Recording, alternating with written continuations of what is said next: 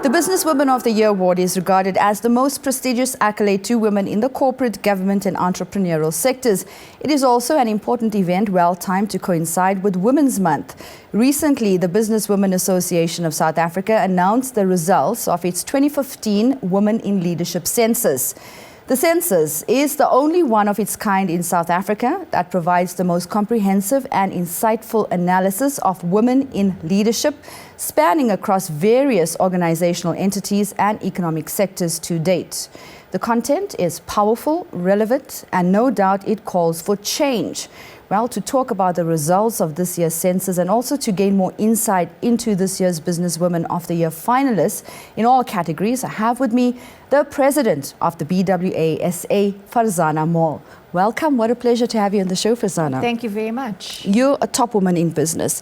Share with us some of the challenges you faced along your journey. There are various challenges I think women generally face in terms of their career progression. Your early years, particularly in your 20s, you're still qualifying or you're entering the work environment, depending on the industry and sector you choose. But as you're progressing into more management or senior management role, there are various challenges or obstacles that you may face in terms of which path should I choose post my initial 2 to 3 years. Should I diversify into different careers and different opportunities that are available? And who am I as a woman, as a leader, and as a business person? You're obviously a progressive thinker.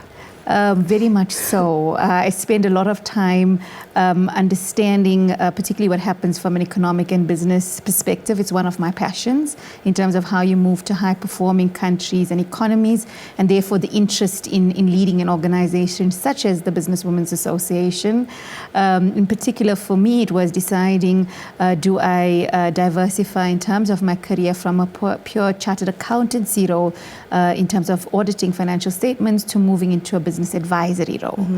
I think early on, and I think we spoke about it a bit earlier just before the interview started, we think we know it all in our 20s. Yep.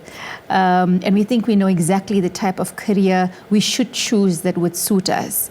And the reality is until you actually have, once you have your qualification, until you actually have the experience of performing the job, you might not fully know what the job entails. I think I was very fortunate that I had the right mentors in terms of sitting and assessing where are my skills and my passions and aligning it to my career to make sure that I was making the right choices. Today I'm very grateful in the sense that I do a job that I love. I enjoy the work that I do for both my clients. I enjoy developing people and working with young talent. And I enjoy leading the Businesswomen's Association in terms of empowering the next generation of women leaders and also understanding the important role that women play in an economy. When it came to climbing the corporate ladder, so to speak, did you find that there was a glass ceiling that existed for yourself personally or for women in general? I think I've seen what I call two sides of the coin. So in some industries and sectors, there are fewer women in senior management and leadership positions, partly because of the nature of the job or industry. So it might not be a job or industry that a woman would choose to progress in. Alternatively, I've also seen instances where women themselves hold themselves back in terms of asking for the position, or actually believing or being confident enough to say, I would like the opportunity to lead in 5 years or 10 years. What type of strategy or developmental program can I be part of within this organization to be given the opportunity? For myself, and I'd say in my late 20s, I would have been shyer in terms of contributing to boardroom discussions or actually indicating what I'd want from a future perspective for a career, because I wouldn't have thought that it would be something that would be part of the work that I would be doing. I'm sure also some men also tend to be shy in the boardroom. Both. It's actually both ways. I think once we get our confidence to actually say, and it applies, I think it's a human issue. Yeah. In terms of saying, until you have the confidence of actually saying, this is the goal I wish to achieve, or this is the position I wish to hold, what can I do to get there? Sure. You're not starting charting that path. But generally, I think the census that you publish speaks volumes in terms of how corporate South Africa is progressing or digressing, so to speak. One of the key findings is that there are not many women employed to sit in the boardroom. No, definitely. I mean, one of the main reasons that we do the BWA Women in Leadership Census, and thankfully to Cecil, our headline sponsor, is because unless we measure progress, nothing can be done. It's one thing saying, no, we need more women in the boardroom. The question is why? I mean, the census results, which measured the number of women in leadership positions in JSE-listed companies, state-owned enterprises, and in the public sector, indicated, particularly for JSE-listed companies and state-owned enterprises, that while women make up more than 50% of the population, we only make up 45% of the workforce, and only 21% of women hold directorship positions in this country. And if we look at the top echelons of leadership, your CEO and your chairperson's roles, those decline to 2.4% for CEOs and about 9% for chairmans. And if you think about it, you have over 4,000 directorship positions in South Africa, and only 900 are held by women. And if we compare it, and it's not just a South African issue, it's a global issue. If you compare it from a global stats perspective, which say that women globally make up more than 50% of the world population, they even work more than 2/3 of the world's working hours, but they earn only 10% of the world's income and own less than 1% of world property. Why it's concerning, and it's more than just the numbers or getting your gender parity right for the sake of getting gender parity right. It's concerning because women are key financial contributors to their household in terms of ensuring the well-being of their community and their society, and then also contributing from a workplace perspective in terms of bringing diverse views. I always say when we reflect in a century's time and we look back to today, the World Economic Forum particularly put a focus on gender parity in 2014 and 15, and said in terms of their assessments, we would have to wait 81 years for gender parity in the workplace. The countries that are able to capitalize on their women's talent will get a competitive edge in business.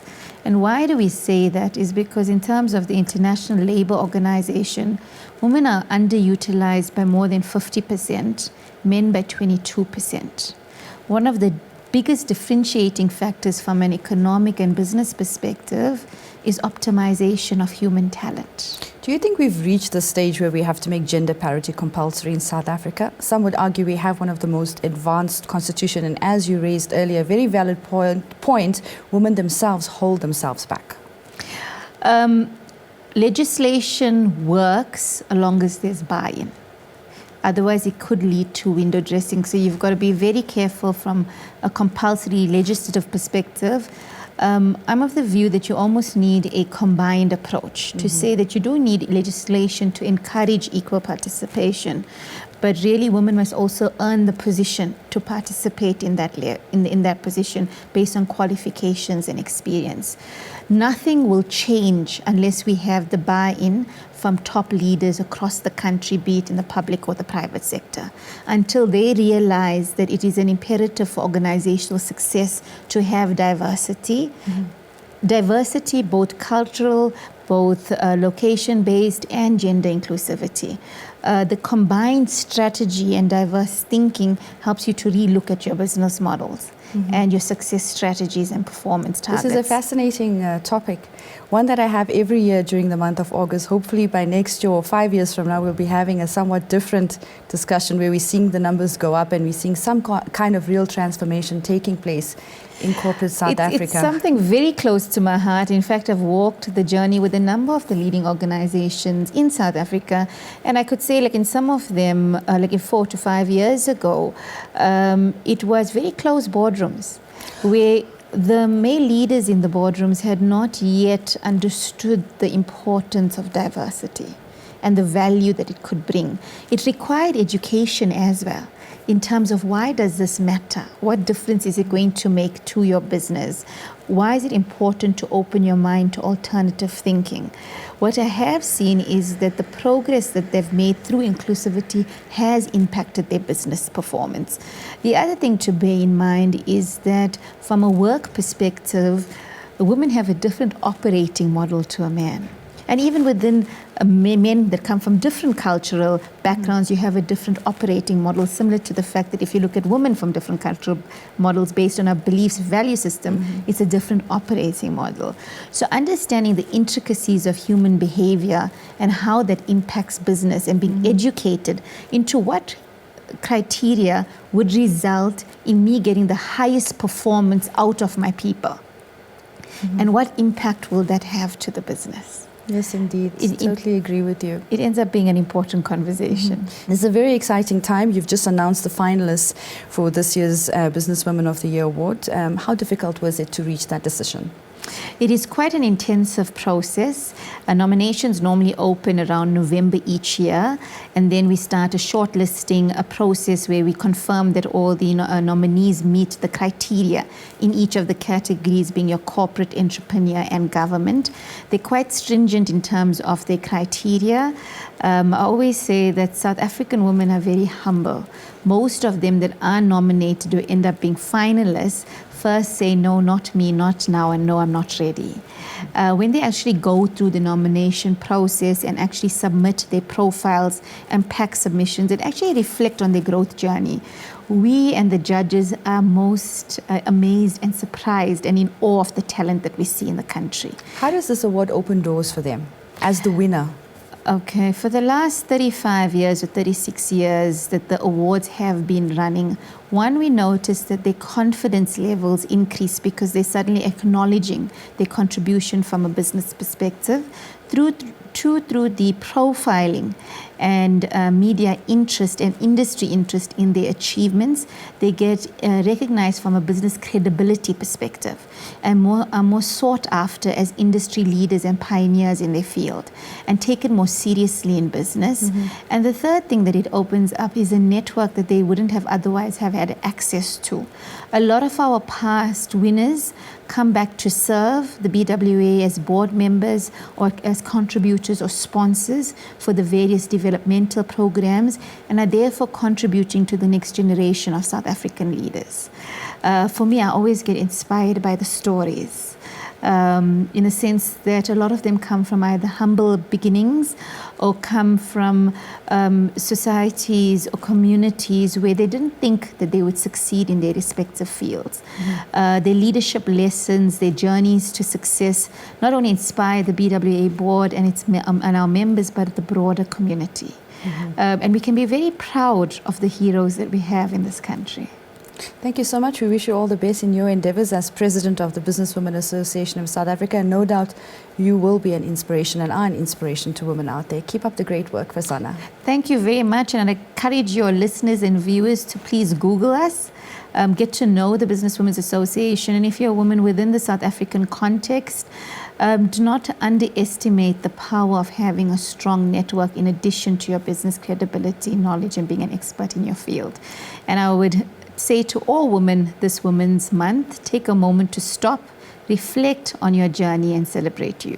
That's a great message. Thank you, Farzanah. Thanks very much.